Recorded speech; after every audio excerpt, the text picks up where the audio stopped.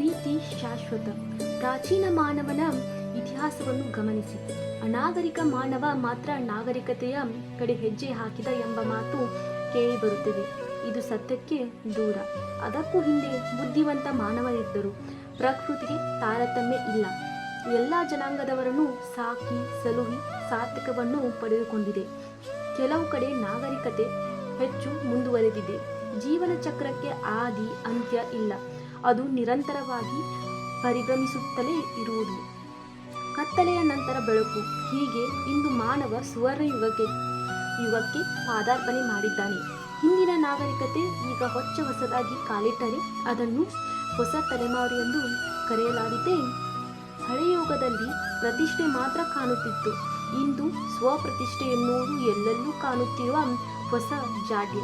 ಕಾಲದಿಂದ ಕಾಲಕ್ಕೆ ಮೌಲ್ಯಗಳು ಬದಲಾಗುತ್ತಿವೆ. ಖಿನ್ನತೆಯಲ್ಲಿ ವೈವಿಧ್ಯತೆಯನ್ನು ಕಾಣುವ ಸೌಭಾಗ್ಯ ನಮ್ಮದು. ಪ್ರಾಚೀನ ಕಾಲದ ಜನರು ದೇವರನ್ನು ಗಾಳಿ, ನೀರು, ಮೋಡದಲ್ಲಿ ಕಾಣುತ್ತಿದ್ದರು. ಇಂದು ಜನರು ತಮ್ಮನ್ನು ತಾವೇ ದೈವತ್ವದ ಮಟ್ಟಕ್ಕೆ ಏರಿಸಿಕೊಂಡಿದ್ದಾರೆ. ಹೊಸ ಯುಗದ ಜನರು ದೈವತ್ವವನ್ನು ಧ್ಯಾನ, ಯೋಗ, ಮೌಲ್ಯಗಳಲ್ಲಿ ಕಂಡುಕೊಳ್ಳುತ್ತಿದ್ದಾರೆ. ಆತ್ಮಸಾಕ್ಷಿಯ ಸುತ್ತ ಮಾತುಕತೆ ನಡೆಯುತ್ತಿದೆ. ಹಿಂದೆ ಜನರು ಪ್ರೀತಿ, ಪ್ರೇಮದ ಬಗ್ಗೆ ಮಾತನಾಡುತ್ತಿರಲಿಲ್ಲ. ಒಂದು ವೇಳೆ ಯಾರಾದರೂ ಅಂತಹ ಮಾತುಗಳನ್ನು ಆಡಿದರೆ ಅವೈಜ್ಞಾನಿಕ ಜನ ಎಂಬಂತೆ ನೋಡಿಕೊಳ್ಳುತ್ತಿದ್ದರು. ಹಿಂದೆ ಮೆದುಳು ಮಾತ್ರ ಪ್ರಚಲಿತವಾಗಿತ್ತು. ಇಂದು ಹೃದಯ ಮಾತಿಗೆ ಅಧಿಕ ಬೆಲೆ. ಏನೇ ಮಾತುಗಳು ಚಾಲ್ತಿಯಲ್ಲಿದ್ದರೂ ಭೌತಿಕ ಸಂಪತ್ತಿನ ಹುಡುಕಾಟ ಮಾತ್ರ ನಿಂತಿಲ್ಲ.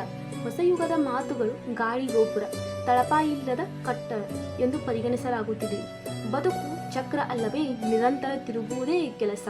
ಸುಮಾರು 3-4 ದಶಕಗಳ ಹಿಂದೆ ಕೀಟಾಣುನಾಶಕಗಳ ಬಗ್ಗೆ ಜನರಿಗೆ ಪ್ರೀತಿ, ಅಕ್ಕರೆ ಇತ್ತು. ಆದರೆ ಇಂದು ಜನರು ಹಸಿರು ಕ್ರಾಂತಿ, ಸೇಂದ್ರಿಯ ಗೊಬ್ಬರದ ಬಗ್ಗೆ ಮಾತನಾಡುತ್ತಾರೆ. ಹಳೆಯ ಸಂಪ್ರದಾಯಗಳಿಗೆ ಕೆಲವು ಕಂಬಳಿಯ ಸ್ವಾಗತ.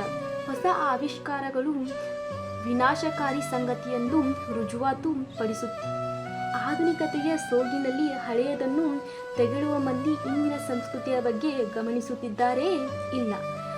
ಪಾಶವಿಕತೆ, ಕ್ರೌರ್ಯ, ಹಿಂಸೆಗಳ ಪರಮಾಧಿಕಾರವನ್ನು ತೋರಿಸುವ ಮೂರ್ಖರ ಪೆಟ್ಟಿಗೆಯ ಮುಂದೆ ಮಕ್ಕಳು ಕುಳಿತು ಆನಂದಿಸುತ್ತಿದ್ದಾರೆ.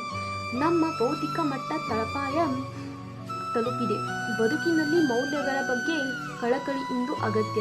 ಹಳೆಯ ಯುಗದಲ್ಲಿ ಋಷಿಗಳು ಯೋಗ, ಚಿಂತನೆ, ಜ್ಞಾನಗಳ ಮೂಲಕ ಶಿಸ್ತನ್ನು ರೂಪಿಸುತ್ತಿದ್ದರು. ಅಂದೇ ಹೊಸ ಯುಗದ ಆರಂಭ ನಡೆದು ಹೋಗಿದೆ. ಆದರೆ ಮಿಥ್ಯೆಯನ್ನು ನಂಬುವ ಜನ ನಾವು. ಹೊಸ ಯುಗ ಈಗ ಆರಂಭ ಆಗಿದೆ ಎನ್ನುತ್ತೇವೆ. ಕೆಳಗೆ ಕುಳಿತುಕೊಳ್ಳಲು ನಾಚುವ ಆಧುನಿಕ ಮಂದಿ ಗಂಟೆಗಟ್ಟಲೆ ಯೋಗ, ಧ್ಯಾನ ಮಾಡುತ್ತಿದ್ದಾರೆ. ಹಳೆಯ ಯುಗದ ವಿದ್ಯೆಯಲ್ಲವೇ ಯೋಗ. ಬದುಕಿಗೆ ಶಿಸ್ತು ಅವಶ್ಯ. ಬಹಳ ಹಿಂದೆ ನಾಟ್ಯಗಾರ್ತಿಯರು ಮಾತ್ರ ಸಾರ್ವಜನಿಕವಾಗಿ ಹಾಡು, ನೃತ್ಯ ಮಾಡುತ್ತಿದ್ದರು. ಸಿನಿಮಾ ಯುಗ ಆರಂಭಿಕವಾದಾಗ ಹಾಡುಗಾರ್ತಿಯರು ಸಿಗದೆ ನಿರ್ದೇಶಕರು ಬಹಳ ತೊಂದರೆ ಅನುಭವಿಸಿದ್ದರು. ಹೊಸ ಯುಗದಲ್ಲಿ ಬರುವ ಕಾಲ. ಇಂದು ಜನರು ಬಹಳ ಸುಖಿಗಳು. ಸಂಗೀತ, ನಾಟ್ಯ, ಪರಿಸರದ ಬಗ್ಗೆ ಜನ ತುಂಬ ಕಾಳಜಿ ವಹಿಸುತ್ತಾರೆ. ಪರಿಸರ, ಅದರ ಪ್ರೀತಿ, ಮನ್ನಣೆ ಕೊಡುತ್ತಿದ್ದಾರೆ. ಇದು ಸಂತಸದ ಸಂಗತಿ. ವೇದ ಕಾಲದಲ್ಲಿ ಋಷಿಗಳು ಪರಿಸರದ ಬಗ್ಗೆ ಕಾಳಜಿ ವಹಿಸುತ್ತಿದ್ದರು. ಆದರೆ ಸುಮಾರು ದಶಕಗಳಾಚೆ ಜನರು ಪ್ರೀತಿ, ವಿಶ್ವಾಸಗಳನ್ನು ಬಹಿರಂಗವಾಗಿ ವ್ಯಕ್ತಪಡಿಸುತ್ತಿರಲಿಲ್ಲ. ಗಂಡಸು ಸದಾಕಾಲ ವ್ಯಾಪಾರ, ವಹಿವಾಟುಗಳ ಬಗ್ಗೆ ಮಾತ್ರ ಗಮನ ನೀಡುತ್ತಿದ್ದ. ಎಲ್ಲರೂ ತಮ್ಮ ಮನಸ್ಸಿನ ಭಾವನೆಗಳನ್ನು ಮನದಲ್ಲೇ ಮುಚ್ಚಿಟ್ಟುಕೊಂಡು ಕುದಿಯುತ್ತ ಕಾಲ. ಇಂದು ಬದುಕಿನ ಚಿತ್ರಣ ಬದಲಾಗಿದೆ. ಪ್ರೀತಿ, ವಿಶ್ವಾಸ, ಗೌರವ ತೋರಿಸಲು ಯಾರೂ ಯಾರಿಗೂ ಅಂಜುವುದಿಲ್ಲ. ಈ ಕಾಲದಲ್ಲಿ ಮೊದಲು ಹೃದಯ, ನಂತರ ಮೆದುಳು ಎನ್ನುವಂತಾಗಿದೆ. ಪ್ರೀತಿ ಹಾಗೂ ವ್ಯಾಪಾರ ಒಂದೇ ದೋಣಿಯಲ್ಲಿ ಸಾಗಲಾರವು. ಇವು ಪರಸ್ಪರ ವಿರುದ್ಧ ಸಂಗತಿಗಳು. ವ್ಯಾಪಾರದಲ್ಲಿ ಲಾಭ ಗಳಿಸಲು ಯೋಜನೆ, ಕೊಡುವುದಕ್ಕಿಂತ ಪಡೆದುಕೊಳ್ಳುವ ಬಗ್ಗೆ ತವಕ. ಇಲ್ಲದಿದ್ದರೆ ವ್ಯಾಪಾರ ಸಾಗದು. ಪ್ರೀತಿಯ ವಿಷಯದಲ್ಲಿ ಆ ರೀತಿ ಸಾಗದು. ಕೊಡುವುದೇ ಜಾಸ್ತಿ, ಪಡೆದುಕೊಳ್ಳುವುದು ತುಂಬ ಕಡಿಮೆ. ಬೆಳದಿಂಗಳ ಚಂದಿರನ ಕೊಟ್ಟು ಒಂದೆರಡು ಬೆಳಕಿನ ತುಣುಕುಗಳನ್ನು ಮಾತ್ರ ಪಡೆಯುವುದೇ ಪ್ರೀತಿ. ನಿಧಾನವಾಗಿ ಯೋಚಿಸಿದರೆ ವ್ಯಾಪಾರ, ಪ್ರೀತಿ ಎರಡೂ ಒಂದೇ ಭಾವನೆ ಭಾಸವಾಗುತ್ತದೆ. ಕಾರಣ ಎರಡರಲ್ಲೂ ಕೊಟ್ಟು ತೆಗೆದುಕೊಳ್ಳುವುದು ಇದೆ. ವ್ಯವಹಾರ ಎಂದು ಕಾಣುವುದಿಲ್ಲವೇ? ಆದರೆ ನಾವು ಪಡೆದುಕೊಂಡಿದ್ದೇವೆ ಎಂಬ ಭಾವನೆ ಬದುಕಿನಲ್ಲಿ ಚೈತನ್ಯವನ್ನು ಉಕ್ಕಿಸಿ ಸ್ಥಿರತೆಯನ್ನು ತಂದುಕೊಡುವುದು.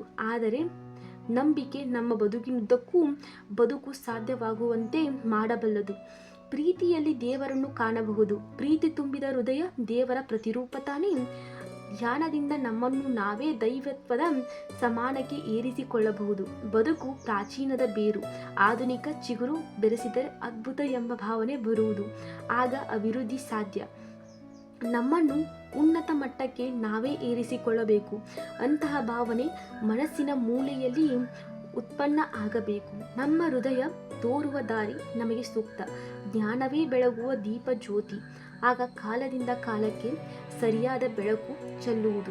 ಮುಂದೆ ಭೂಕಂಪ ಆಗುತ್ತದೆ ಎಂದು ಪ್ರವಾದಿಗಳೇ ನುಡಿಯುತ್ತಿದ್ದಾರೆ. ಮನಸ್ಸು ಹುಡುಕುವ ಆಟವೇ ಯೋಗಮಾಯೆ. ಇಂತಹ ಮಾತುಗಳನ್ನು ಬುದ್ಧಿವಂತರು ಹೇಳುತ್ತಾರೆ. ಮತಿ ಚಲಿಸಿದವರು ನಂಬುತ್ತಾರೆ. ಖಿನ್ನತೆಯನ್ನು ಆವರಿಸಿಕೊಳ್ಳುವ ಇಂತಹ ಮಾತುಗಳನ್ನು ನಂಬಬೇಡಿ. ಹಳೆ ಪರಂಪರೆ ಹೊಸ ಬೇರು ಸಾಮರಸ್ಯದ ಬದುಕನ್ನು ನಡೆಸಲು ಸೂಕ್ತ. ಮನಸ್ಸಿನ ಮಾತಿಗೆ ಮೆದುಳಿನ ದೀಪ ಹಚ್ಚಿ. ಆಗ ಪ್ರೀತಿ ಎಲ್ಲ ಕಡೆ ಶಾಶ್ವತ.